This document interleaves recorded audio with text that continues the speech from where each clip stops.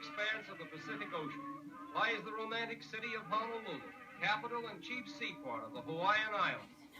Although it is practically isolated from civilization as far as geographical distances are concerned, the nearest port of any consequence being over 2,000 miles away, it is the pivotal center of the great trade routes of the Pacific and a colorful meeting place for the peoples of the Orient and the Occident. It is also the headquarters of one of the most strategic and important naval stations of the United States Navy. Like most of the world's great cities, this outpost of the Pacific has its famous landmark, the Tower of Aloha, a symbol of welcome and farewell to the thousands of travelers who visit Honolulu every year. Since the beginning of the 20th century, the Hawaiian Islands have been a territory, but not a possession of the United States. Consequently, the influence of the United States has generally asserted itself throughout all of Hawaii, but more particularly in the city of Honolulu, which is rapidly becoming a modern metropolis, comparable with the most up-to-date cities in the world. Modern civilization, however, has not effaced the memory and the glorification of the Polynesian kings, former rulers of Hawaii, the greatest of whom was King Kamehameha, that beloved leader and hero who brought the turbulent islands under one rule in the year of 1795. In commemoration of his memory, this statue has been erected by a grateful people, and the poetical symbol of Hawaii, a lei or wreath of flowers, is ever present upon the arm that is raised in perpetual greeting.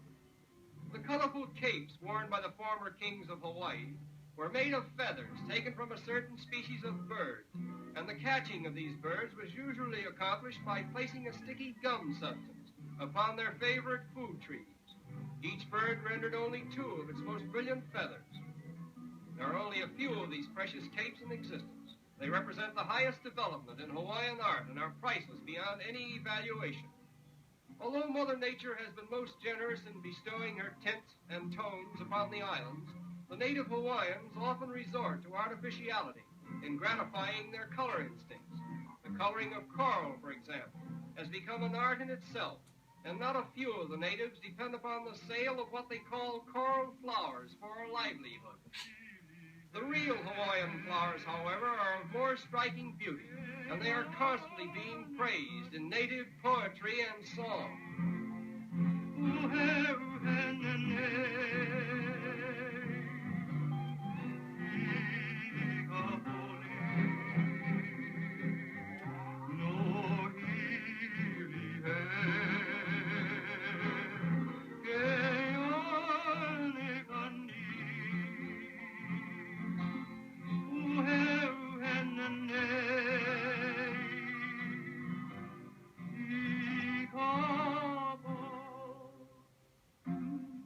In a land that has over 900 species of flowering plants, it is only natural that flowers should play an important part in the lives of the native people, and this probably accounts for the custom of making floral wreaths, or leis, which are placed upon the shoulders of visitors as a romantic token of welcome.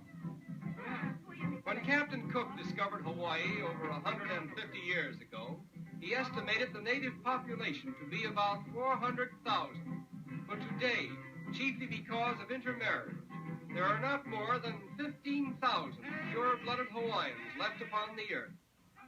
The hula of ancient Hawaii, however, continues to be the traditional dance of the people, and it will probably remain as such long after the original Hawaiian race is completely absorbed by other races.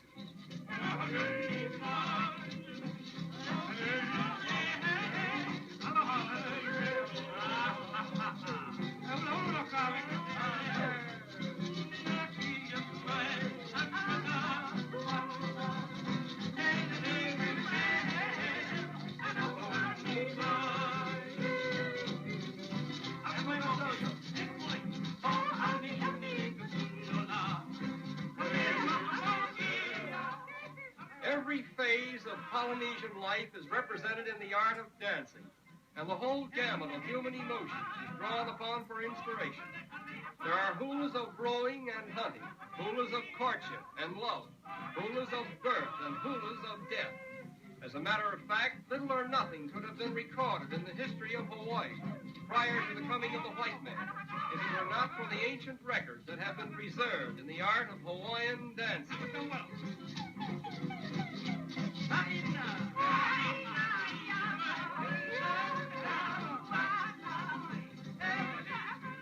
Diamond Head, Honolulu's most familiar landmark, gracefully extending itself into the Pacific Ocean, forms an imposing background for Waikiki, a narrow strip of beach which has become world famous through story and song.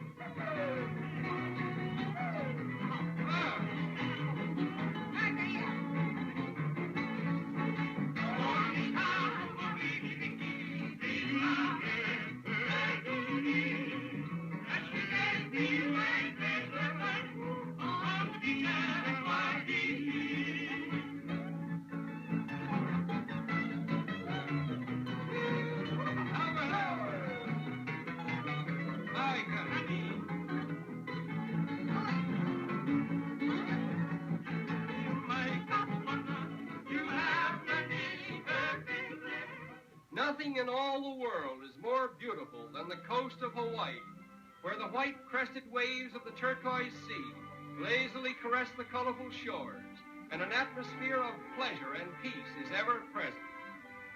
Over 1,000 years ago, when European seamen were still hugging their coasts in staunch little ships, afraid lest they fall off the edge of the world, the ancient Hawaiians were crossing thousands of miles of open sea in frail canoes with only the stars, the winds, and the birds to guide them. And at the end of their long and perilous journey, this was the coast that they sighted, and it was somewhere along this colorful shore that they landed.